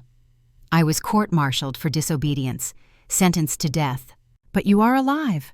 Because the king intervened, reviewed the case personally, decided the kingdom needed officers with conscience, not just obedience. He executed Blackwell for war crimes and gave me command of his personal guard. And Vivian blames him for her husband's death. She blames him for doing what was necessary. Blackwell had to die.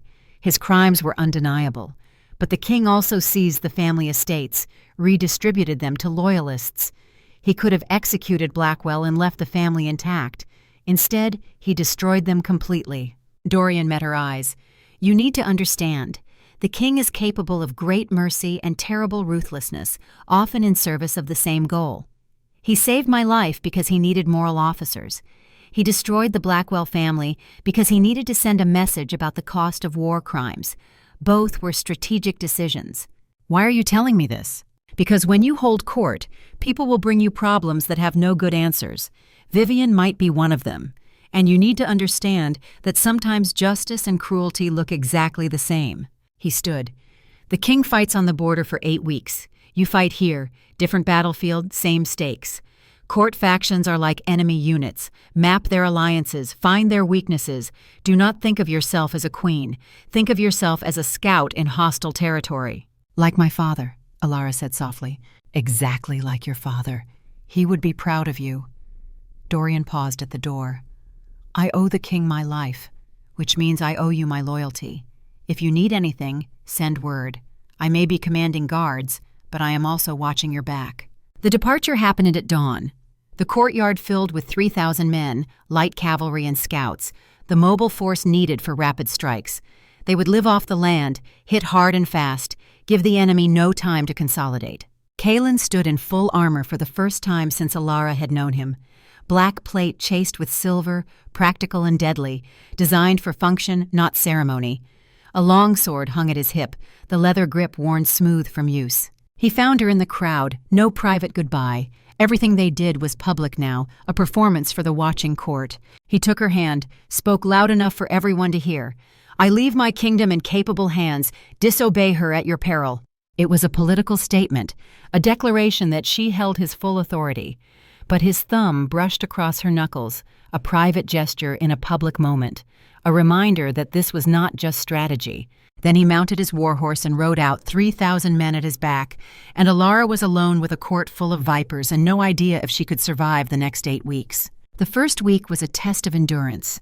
Every morning, Alara held court in the Great Hall. Petitions from merchants, disputes between lords, administrative matters that required royal adjudication. Margaret stood at her shoulder, whispering context, warning her when someone was lying or maneuvering for advantage. She made small decisions at first, safe choices that pleased no one but offended no one. Gradually, she began to assert more authority. A merchant complained about military taxes still in effect 2 years after the war's end. Alara studied the treasury reports and realized the taxes were necessary to maintain the standing army that kept the peace.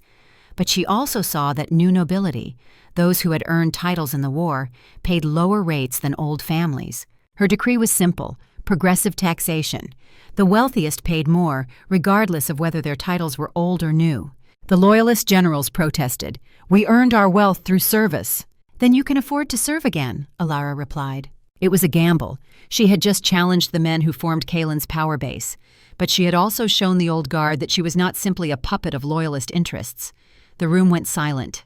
Then, to her surprise, several old guard lords nodded approval. Fair was fair. Principle over faction. The second week brought judicial cases. An old guard lord and a new noble both claiming the same land. Both had legitimate documentation. Pre-war inheritance versus conquest grants. Every eye in the court watched to see which side she would favor. Alara studied the case for 2 days, then delivered her judgment. Divide the land. The old lord, who knew the terrain and the people, would manage it.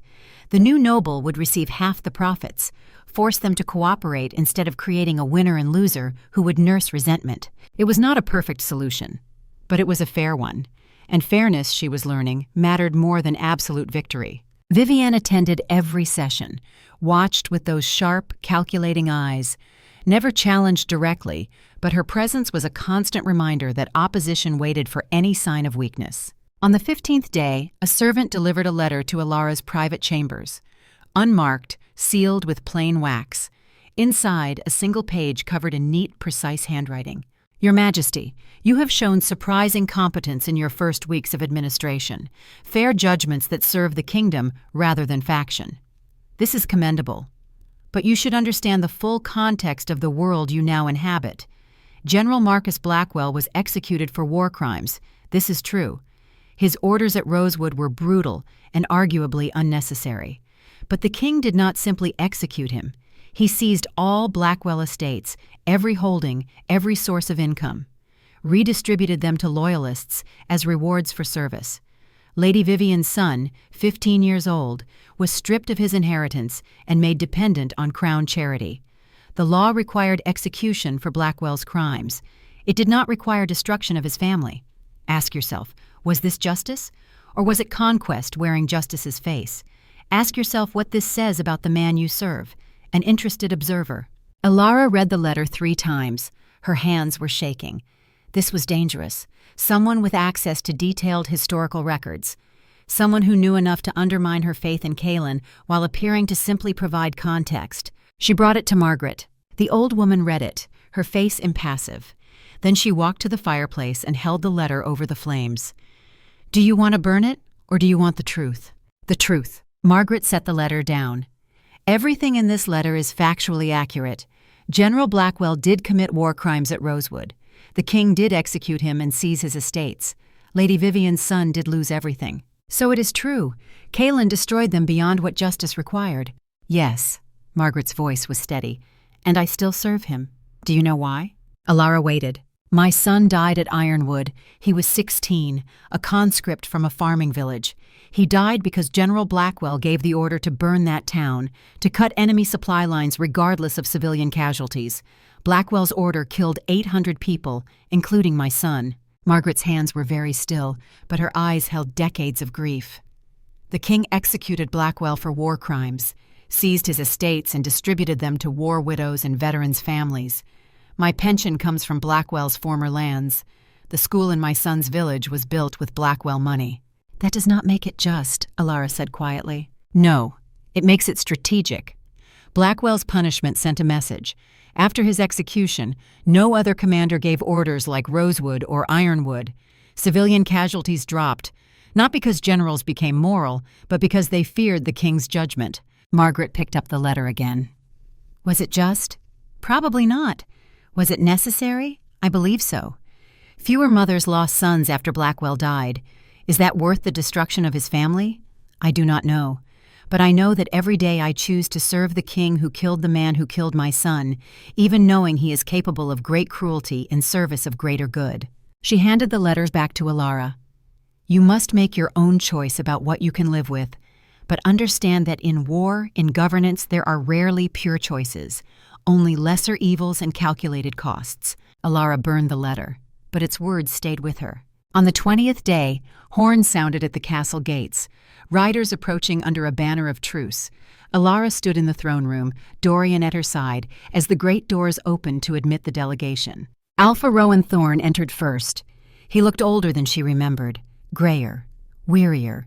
Behind him came Garrett, golden and cold, his eyes finding Alara and narrowing with fury. But they were not alone. Between them walked 3 men in long robes, legal scholars, and they carried scrolls bound with official seals. Your Majesty, Rowan said, his voice carrying the weight of old authority. We invoke the right of petition under treaty law. We seek legal redress for violation of ancient Pact sovereignty. Alara's heart sank. This was not a military challenge. This was a legal one, and she was desperately unqualified to handle it. Dorian leaned close, whispered urgently. They are invoking pre-unification law, loophole in the treaty, stall, send for legal counsel. But the court was already filling with nobles, drawn by the commotion. Vivian stood near the front, her expression carefully neutral, watching to see how Alara would handle this.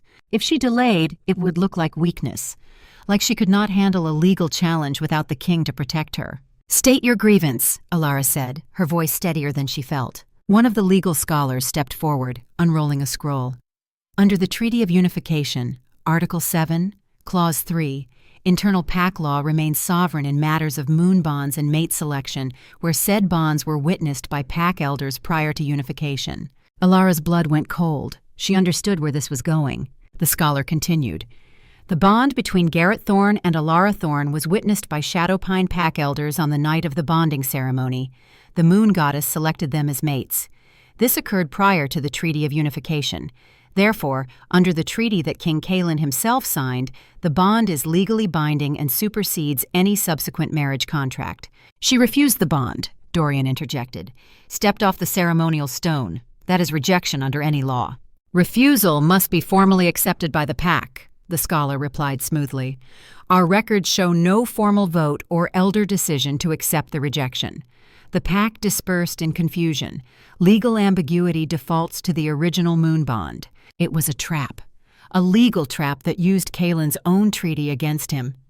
If Alara was still bound to Garrett under pack law, then her marriage to Kaelin was invalid, which meant she had no authority to hold this court, which meant every decision she had made for 3 weeks was void. The court erupted in whispers, factions calculating how to use this, Vivian's faction smiling, loyalists looking grim.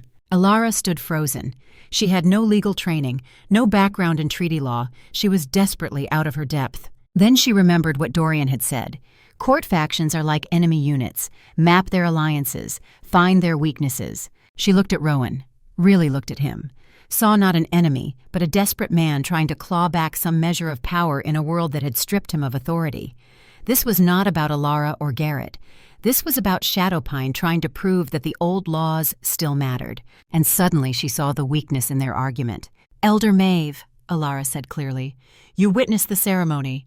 You are chief elder of Shadowpine Pack. Did the pack formally reject my refusal of the bond?" An old woman stepped forward from the Shadowpine delegation. Her face was carved with disapproval, but she was bound by oath to speak truth in legal proceedings. "The pack did not convene to formally address the refusal," she admitted. "The Alpha ordered pursuit. We assumed the bond would be enforced upon your capture." "But I was not captured," Alara said. "I escaped Shadowpine territory, which means the pack's jurisdiction ended. Once I crossed the border, I was no longer subject to pack law." The legal scholars frowned. This was not an argument they had anticipated. "Furthermore," Alara continued, feeling her way through the logic, "the marriage contract I signed was executed before I was captured or returned to Shadowpine territory. Royal marriage contracts supersede pack bonds under the same treaty you cite. Article 12, Clause 1. Crown law takes precedence in matters involving royal succession." She was guessing, but she said it with absolute confidence, and she saw doubt flicker across the scholars' faces. Dorian caught on immediately. "The Queen is correct. Royal marriages have been established as superior to pack bonds since the Treaty of Ashwood 300 years ago. It is foundational law." "This is absurd," Garrett snarled, his composure cracking. "She is an Omega. She cannot lead a kingdom. She cannot give strong heirs. This is political maneuvering, nothing more." "Careful, Alpha's son!" Vivian's voice cut across the hall like a blade. Everyone turned to stare at her. She stepped forward, her expression cold. "You argue that pack law supersedes crown law. If that precedent is established, what stops every conquered pack from invoking similar clauses? What stops them from rejecting royal decrees, rejecting taxation, rejecting military conscription?" She looked directly at Rowan. "You want to weaken the king by invalidating his marriage, but you would also weaken every treaty that protects your pack's remaining autonomy. Be very careful what precedent you set here." It was a stunning reversal. Vivian, who had every reason to want Alara discredited, was instead defending the legal structure that kept her enemy's marriage valid. Because she understood that some battles were not worth the cost. Weakening crown authority might hurt Kaelin, but it would hurt the entire kingdom more. Rowan's face went pale. He saw the trap he had walked into. If he won this argument, he would undermine the very treaty structure that protected Shadowpine from complete absorption into the crown. "We withdraw our petition," he said quietly. We acknowledge the Crown's jurisdiction in this matter." But Alara saw the desperation in his eyes. The aging alpha who had lost a war, lost autonomy, and was now losing the last gambit to reassert pack pride. She could crush him here, make an example, but she remembered Margaret's words about justice and cruelty looking the same. "Alpha Thorn," she said carefully, "you raise a valid concern about pack stability and bloodline strength. While I cannot change my own circumstances, I can address the broader issue." She looked to the court scribes. "Let it be decreed that eligible Omega and Beta women from other packs may petition to marry into Shadowpine through Crown-facilitated matches. The Crown will provide dowries and ensure appropriate alliances.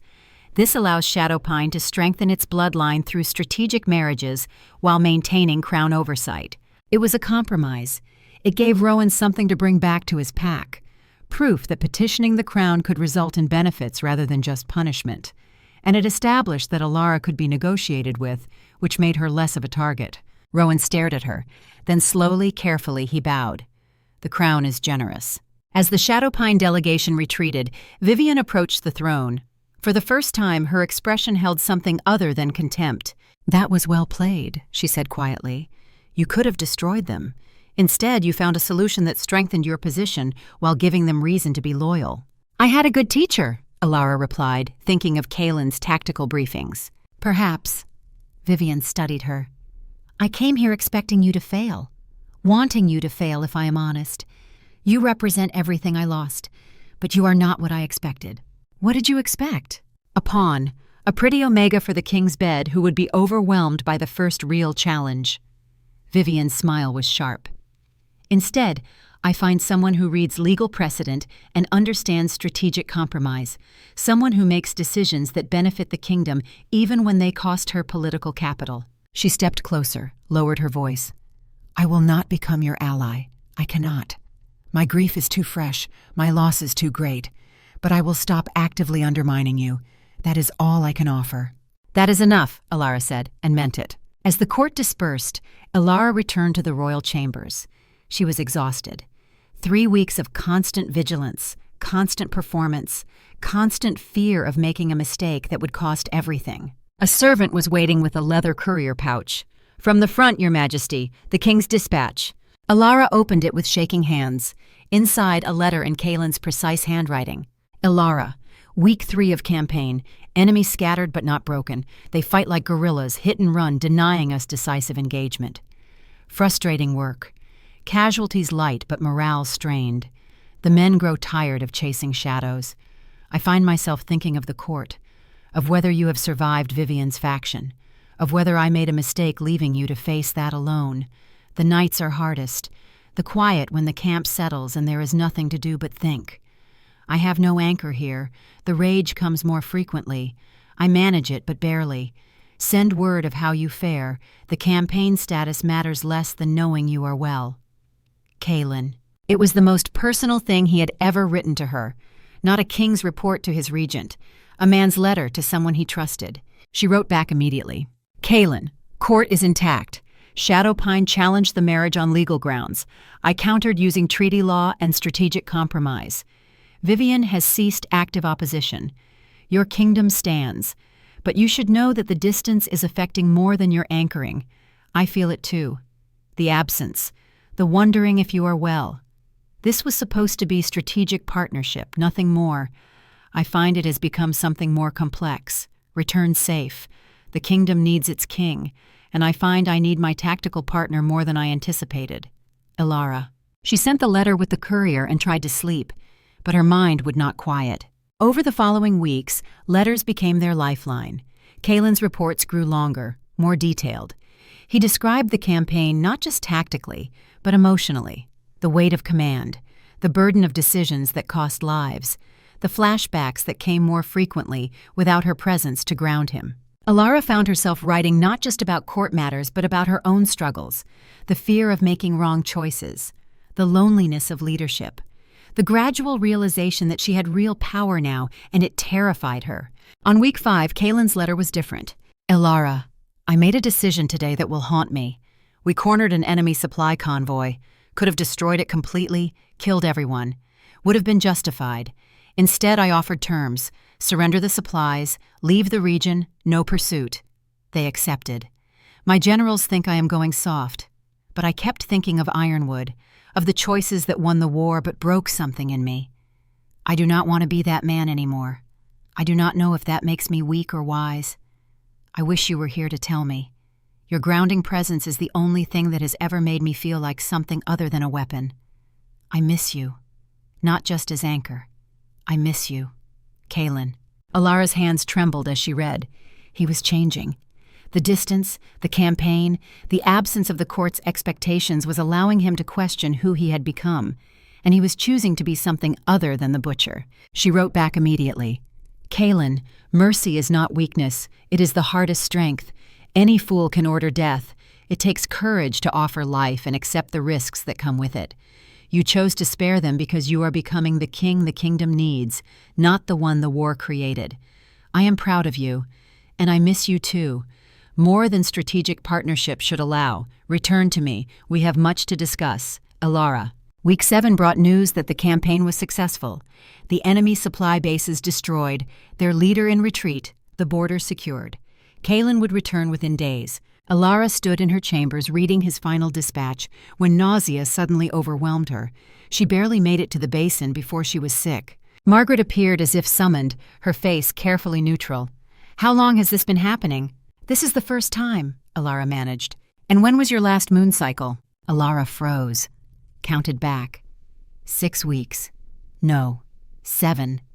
She had been so focused on court, on survival, on governance that she had not even noticed.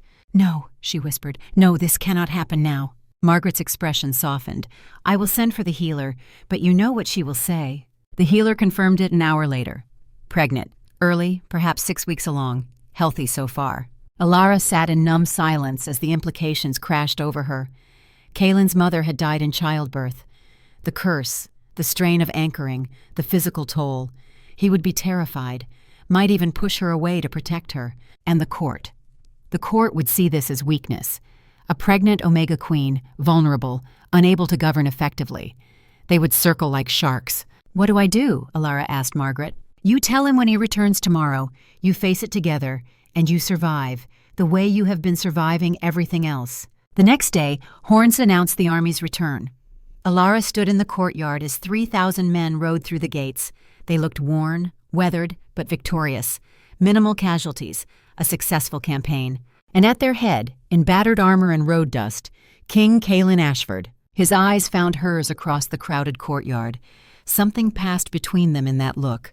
Relief, recognition, a connection that had deepened across 7 weeks and 100 letters. He dismounted, crossed to her, and in front of the entire assembled court, in front of the army and nobles and servants, he took both her hands in his.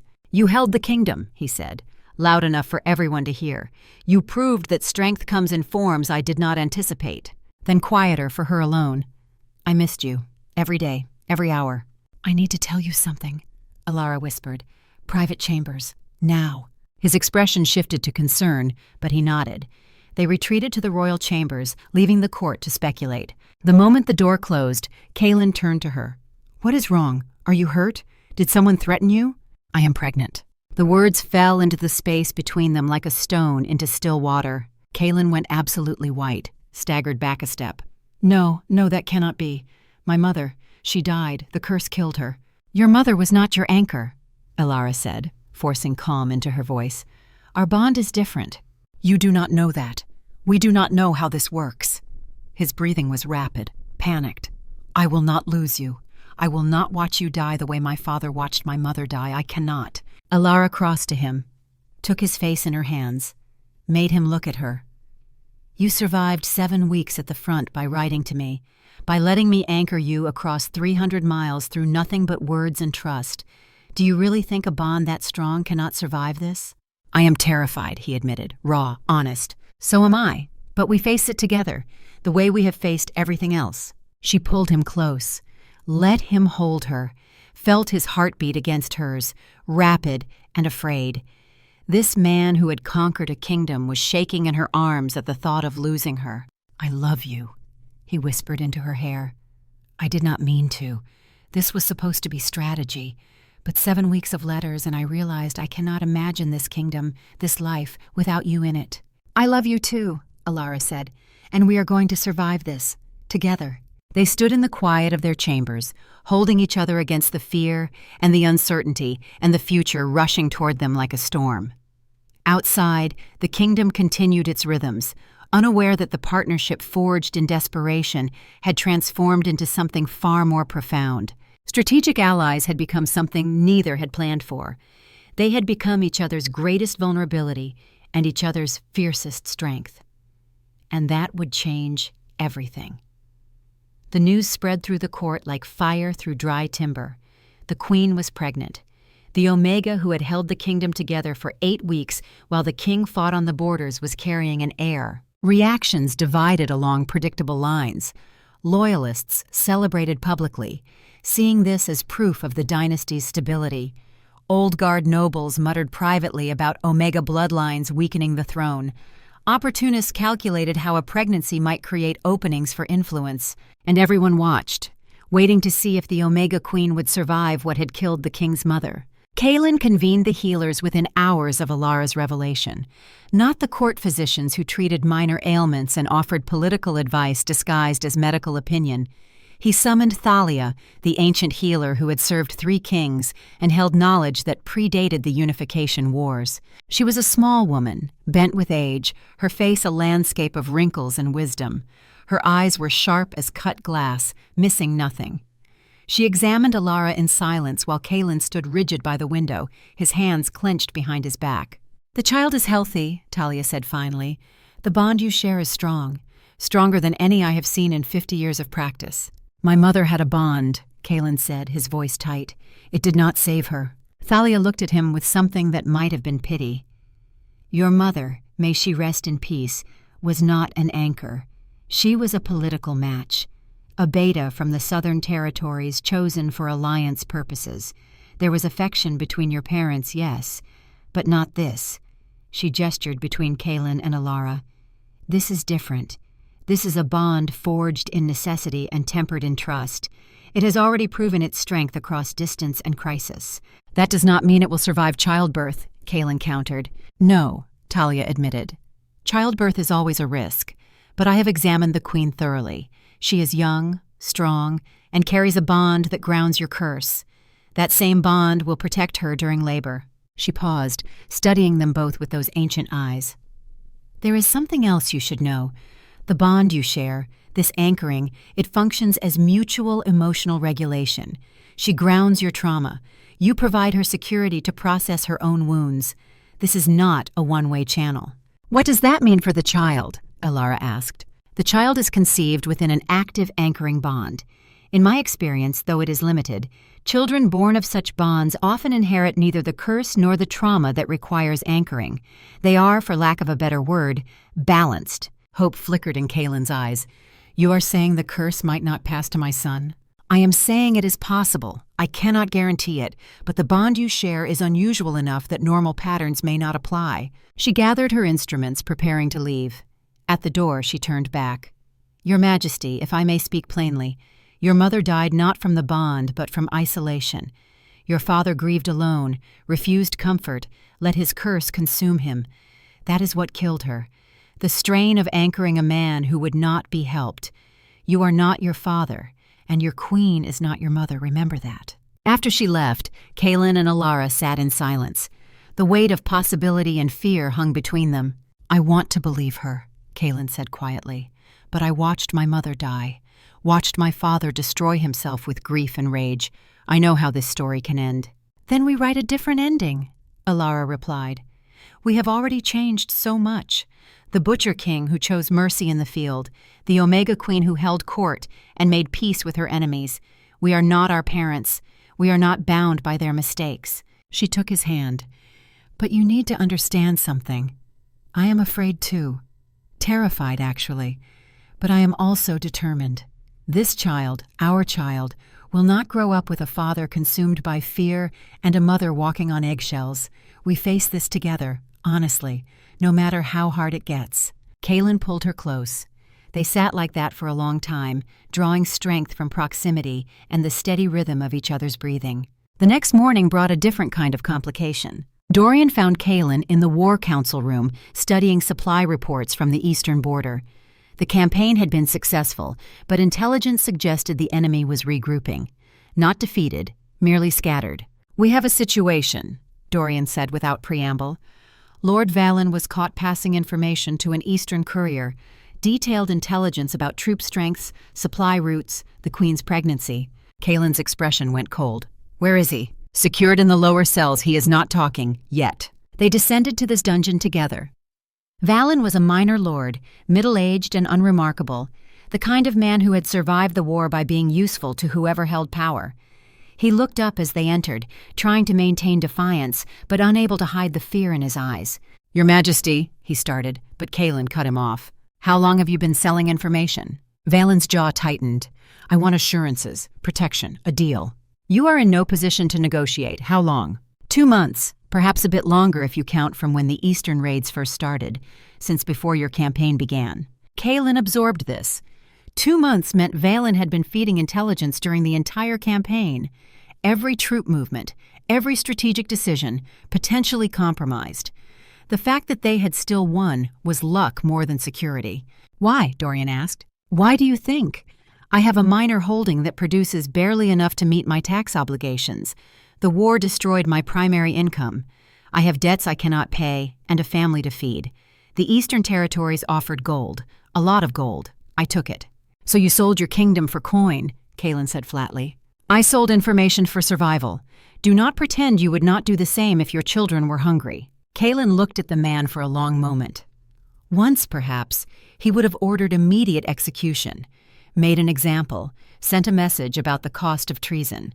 But 7 weeks of letters with Alara had changed something in him. He found himself asking different questions. "What do they know about the Queen's pregnancy?" Valen hesitated. "Everything. Timing, health reports, the healer's assessments. They know she is vulnerable right now." "And what were you supposed to do with that information?" "Nothing, just report. They did not give me orders, just paid for intelligence." Kaelin glanced at Dorian. A silent conversation passed between them. Then Kaelin made a decision that would have shocked his generals a year ago. "Captain Vale, this traitor is to be released immediately." Valen's eyes widened. Dorian's expression remained neutral, but there was a flicker of understanding. "Your Majesty?" Valen stammered. "You are going to continue passing information to the Eastern Territories, but the information you pass will be what I tell you to pass. You will convince them that the Queen is weakening, that the court is divided, that the capital is vulnerable. You will feed them exactly what I need them to believe.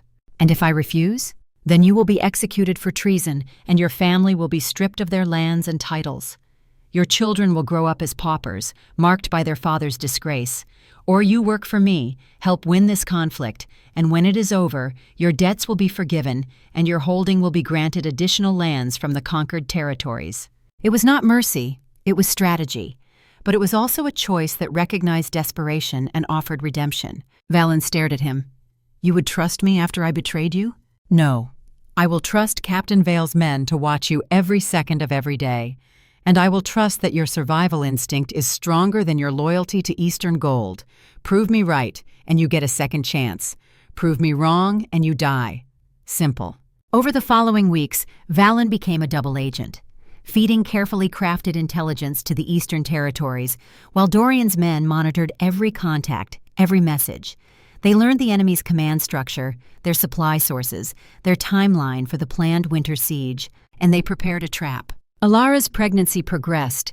She continued to hold court through the first trimester, showing strength even as morning sickness and exhaustion plagued her privately. The court's attitude shifted gradually. What had been skepticism became grudging respect. She was not hiding behind the king's protection. She was governing beside him. Vivian's son, Marcus, appeared at court one day. He was 16 now, tall and serious, with his mother's sharp eyes and none of his father's brutality. He wore a simple military uniform, no rank insignia yet, standing at attention before the throne. "Your Majesties," he said, his voice steady despite obvious nerves. "I petition for the right to serve in the King's Guard, to earn through service what was lost through my father's crimes." The court went silent. This was Vivian's gambit, sending her son to serve the king who had destroyed their family. It was either genuine attempt at reconciliation or a long game that would not pay off for years. Kaelin studied the boy. You understand what you are asking? Service in the Guard is not ceremonial. It is dangerous, demanding, and offers no special treatment for noble blood. I understand, Your Majesty. I ask for no special treatment, only the chance to serve. Why? Marcus met his eyes.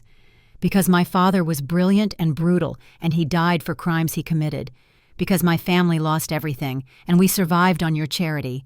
Because I can spend my life hating you for what you took, or I can spend it building something new. I choose to build. Alara felt something shift in the room. This boy, who had every reason to seek revenge, was instead seeking purpose. It was the opposite of what his father had done. It was the opposite of what the old guard expected. Captain Vale, Kaelin said, do you have room for a recruit? Dorian stepped forward, studying Marcus with professional assessment.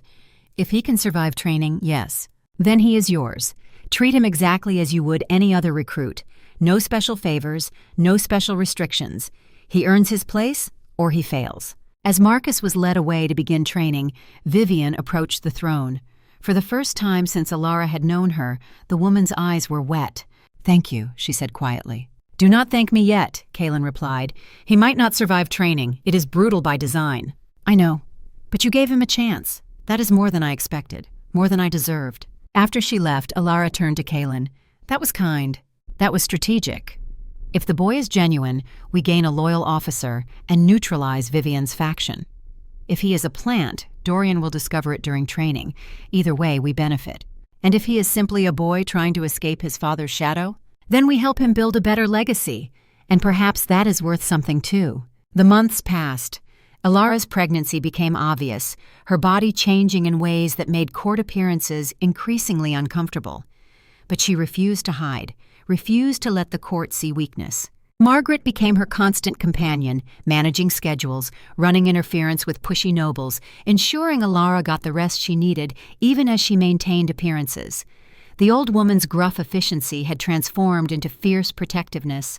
Intelligence from Valen continued to flow. The Eastern Territories were planning a major offensive, not against the border this time, but directly at the capital. A winter siege designed to catch the kingdom with its leadership vulnerable and its armies dispersed. The plan was ambitious: cut supply lines, blockade the roads, starve the capital into submission while the queen was in late pregnancy and the king was forced to choose between defending his city and protecting his family. It would have worked if they had not known it was coming. Kaelin convened a secret war council, not in the official chambers where spies might listen, but in the royal quarters. Dorian, General Thuron, and a handful of trusted commanders. They think we are weak, Kaelin said, studying the map Valen had provided. They think the queen's pregnancy is a distraction. They think winter will give them advantage. We let them commit to the siege, Dorian said. Let them surround the city. Then we hit their supply lines, turn their own strategy against them. That requires perfect timing, Theron argued, and it risks the capital if anything goes wrong. It also ends this threat permanently, Kaelin countered. Commander Aldrich is smart. He will not give us another opportunity like this. He commits his full force to this siege or he retreats permanently. We need to make sure he commits. They worked through the night, planning. Alara listened, contributing where she saw logistical issues they had missed. Her months of studying supply reports paid off.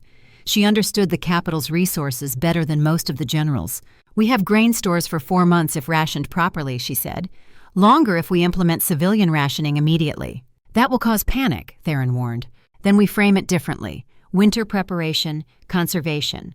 We start now before the siege, so it does not look like crisis response. Kaelin looked at her with open admiration. You have been planning this. I have been planning for contingencies, including the possibility that I might give birth during a siege. Panic is worse for labor than siege conditions. We need the city calm. The plan took shape. They would feed Valen information showing the capital is vulnerable and divided. Let the eastern forces commit fully to the siege. Meanwhile, a strike force would circle behind and destroy the enemy supply bases. Without supplies, the besieging army would be forced to retreat or starve themselves. It was risky. It required the capital to endure weeks of siege while maintaining the illusion of weakness, and it required Alara to potentially give birth while surrounded by enemies. I can do this, she said when Kaelin expressed doubt. I have done everything else you asked. I can do this too. The siege began in the 8th month of Alara's pregnancy. Eastern forces appeared on the horizon like a dark tide. 15,000 men, larger than expected, surrounding the city on 3 sides.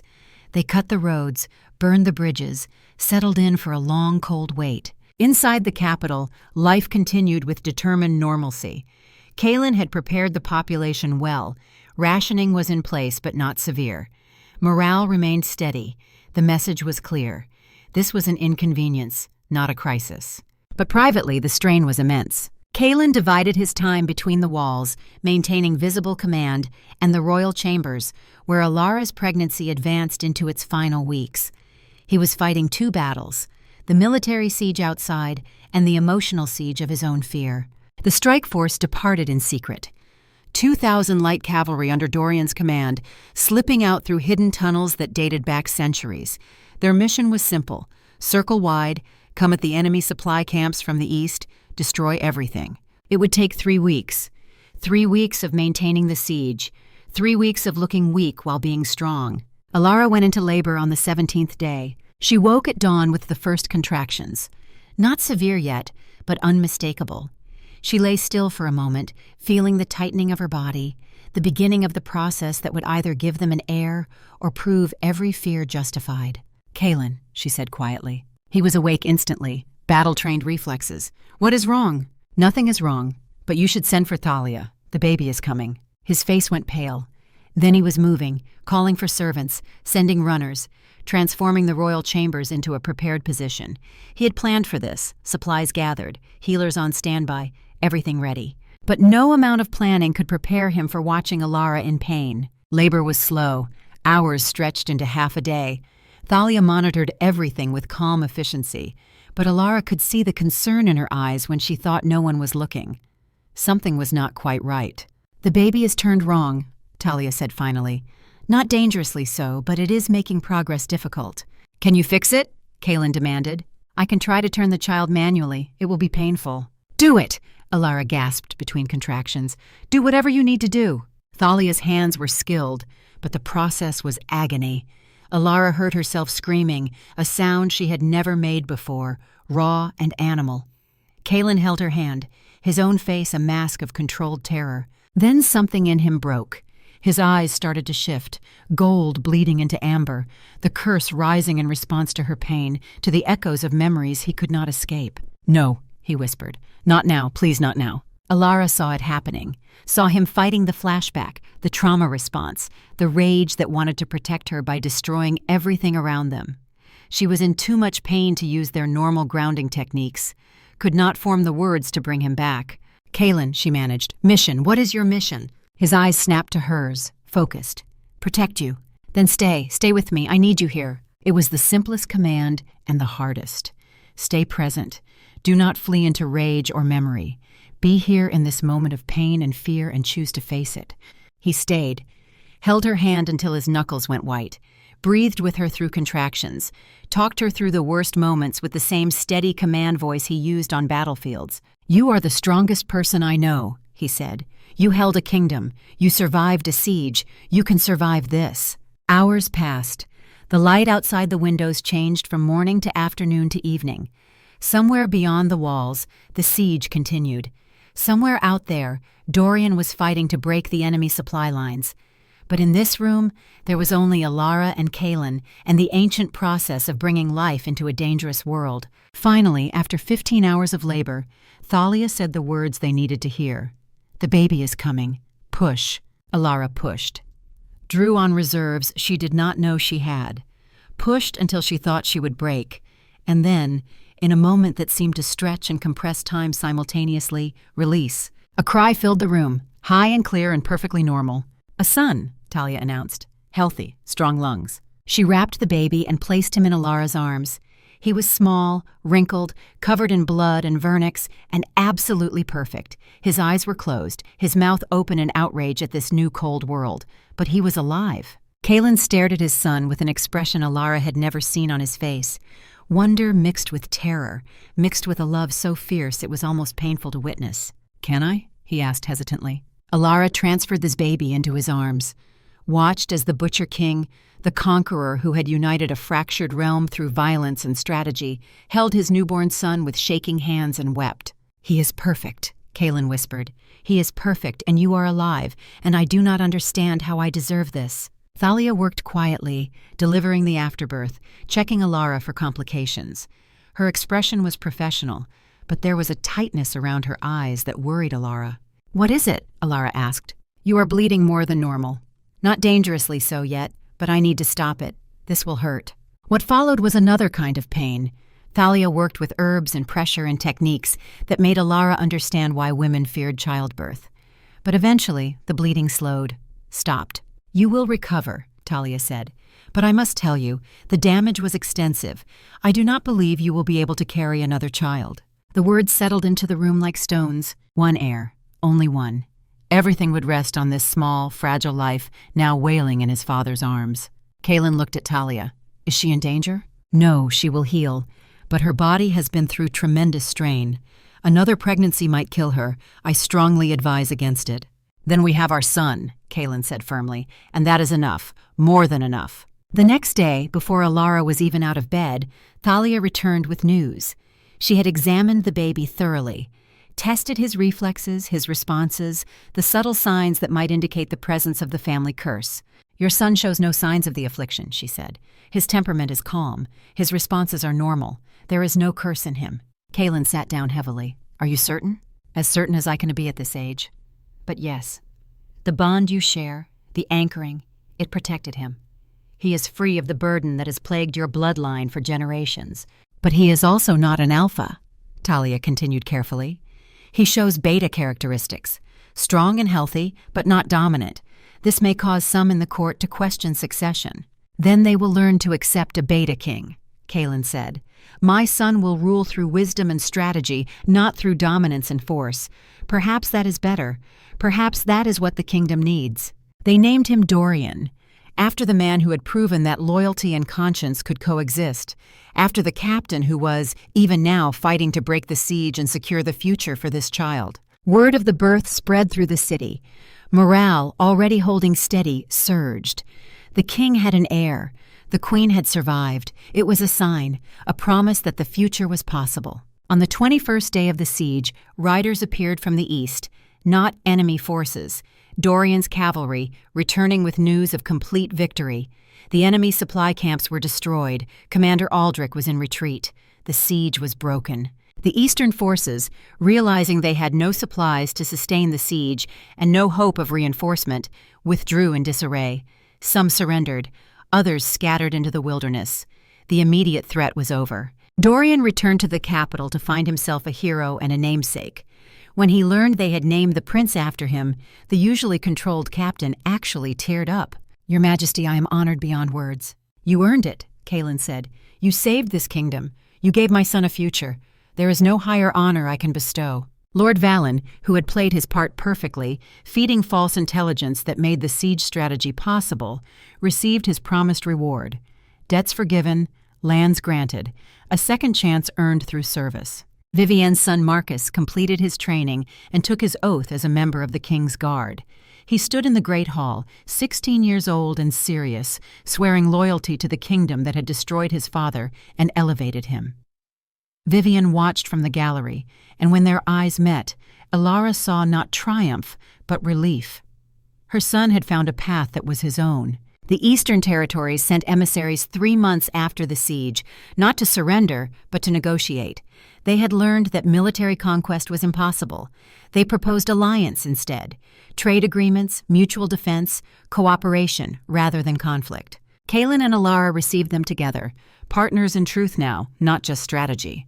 "You want peace after trying to destroy us?" Kaelin asked. "We want survival," the lead emissary replied. "You have proven you cannot be defeated militarily, but you have also proven you are capable of mercy, of choosing strategy over slaughter. We respect that. We want to work with it." Alara studied the men before them, saw not enemies but potential allies, saw the possibility of building something better than endless cycles of siege and retaliation. "We will consider your proposal," she said. "But understand, peace requires trust. Trust requires proof. You will need to demonstrate commitment over time." "We understand, Your Majesty." 2 years passed. The kingdom transformed from a fortress expecting attack into a realm managing prosperity. Trade flourished. The borders quieted. The alliance with the Eastern Territories held, strengthened by economic interdependence and the gradual building of trust. Marcus distinguished himself in the king's guard, rising to lieutenant through competence and moral courage. Vivian visited court occasionally, no longer as antagonist, but as respected advisor on integrating former territories. The question of succession remained. Prince Dorian was 2 years old now, a serious child with his father's amber eyes and his mother's tactical mind. He arranged his wooden soldiers in defensive formations and asked endless questions about how things worked. He was beta, not weak, but not dominant. Some in the court still whispered that the kingdom deserved an alpha heir, but most had learned that strength came in many forms. Alara walked with a slight limp legacy of the difficult birth. She was not the same physically as she had been, but she wore her scars with quiet pride, battle wounds from the most important fight she had ever fought. On a quiet evening, she stood on the balcony of the royal chambers, watching the city lights appear as dusk settled. Young Dorian played at her feet, building block towers and immediately knocking them down to rebuild them better. Kaelin joined her, his hand finding hers automatically. The connection between them had deepened over 2 years of shared governance and shared parenthood into something essential as breathing. "The Eastern emissaries are asking for a formal treaty," he said. "Full alliance, mutual defense pact." "What do you think?" "I think 2 years ago I would have said no. Now I see it as the next logical step." He looked at her. "You have changed me, the Butcher and the frightened Omega. Look what we became." Below them, the kingdom spread out. Not perfect, still carrying scars from the unification wars, but functioning, growing, building something worth preserving. "Do you ever regret it?" Alara asked.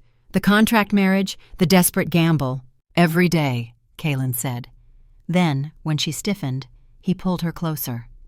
"I regret that circumstances forced your hand, that you had to run from one nightmare into the unknown, but I would not change what we built, what we became to each other." Dorian tugged at Alara's dress. "Mama, Papa, come play." They sank to the floor together, the king and queen of a hard-won realm, playing blocks with their son as evening settled over the city. Outside, the kingdom continued its rhythms. Guards changed shifts, merchants closed shops, families gathered for meals. Peace. Not perfect peace, not peace without cost, but peace earned through sacrifice and strategy and the deliberate choice to build instead of burn. "Ironwood still haunts me," Kaelin said quietly as Dorian built his towers.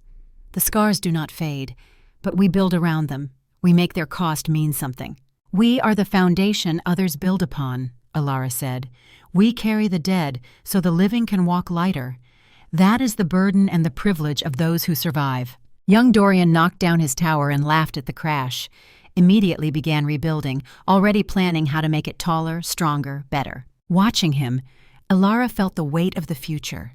One heir, one chance, everything resting on this small boy who would grow up without the curse that had defined his bloodline, but also without the dominant strength that had maintained power through force. He would have to rule differently, through intelligence and strategy and partnership. Perhaps that was exactly what the kingdom needed. "He will be a good king," Kaelin said, reading her thoughts. "He will be a different kind of king," Alara agreed, "and that is what will save us all." The lights multiplied across the capital as lamps were lit in thousands of windows, each one a life affected by the decisions made in this room. The weight of that responsibility never lessened, but it became bearable when shared. They had started as strangers bound by desperation, had become partners through necessity, and had transformed into something neither had planned, but both now could not imagine living without. Two survivors who had chosen each other in the dark and built something worth the cost. A kingdom, a family, a future. And as the stars appeared above the city, they knew with quiet certainty that this was enough. It would always be enough. The end.